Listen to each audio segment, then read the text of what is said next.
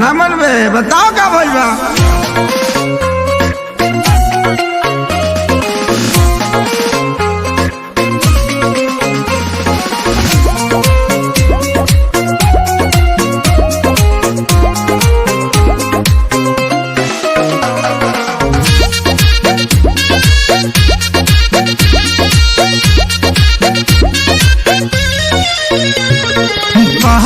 भुलाइल बाकी झुमकाए रानी बोलत ना बाड़ू का बा परेशानी।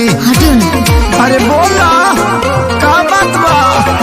पायल भुलाइल बाकी झुमकाए रानी बोलत ना बाड़ू का बाटे परेशानी। काहे तोहर भोरे से लटकल बलोला हो लटकल बलोला। हाँ तो सुनी ना